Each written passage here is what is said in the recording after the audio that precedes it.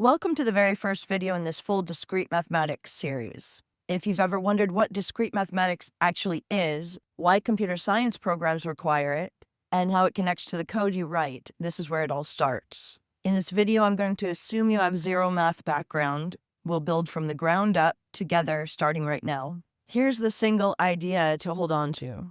Discrete mathematics is the math of things you can count, list, and step through one at a time. There are no smooth curves here. There's no endless supply of points squeezed in between two values. Instead, we deal with separate, distinct things, whole numbers, yes or no choices, items in a collection, and points connected in a network. And that turns out to be exactly the kind of thing a computer stores and a program works with.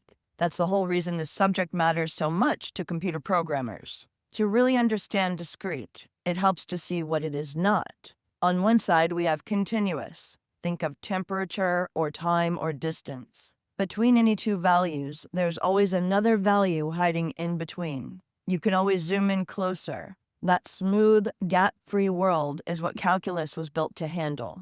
On the other side, we have discrete. Think of files on a drive, users in a database, pixels on a screen, or a switch that is either on or off. These are separate points with nothing in between. You cannot have 2.5 users. You cannot store half a bit. That separateness is the heart of computing, and discrete math is the toolkit built for it. So there are 4 reasons why this is very helpful to programmers. First, a computer is a finite, exact machine. Memory holds whole units. A condition is true or false. There's no halfway. Discrete math is the language built for that reality. Second, it's how we prove code is correct. Not just that a program runs, but that it always returns the right answer every time for every input. That kind of confidence comes from discrete reasoning. Third, it names the structures you're already using. Sets, graphs, trees, functions. You touch these regularly in code,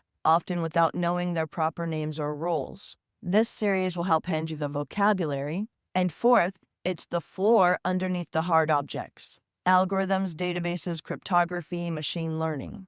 Every one of them stands on the foundations you build here. So the road ahead, we start with logic, the study of true, false, and how statements combine. Then proofs, which is how we show something is always true. Then sets, collections, and how they relate. Then functions and relations, mapping one thing to another. Then number theory, covering divisibility, primes, and modular arithmetic. Then induction and recursion, defining and proving things step by step.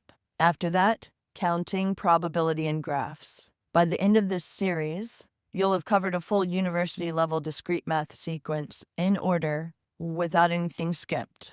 So every idea in this series maps to something that you would actually write in code. Logic and truth tables become your if and else statements, your and your or.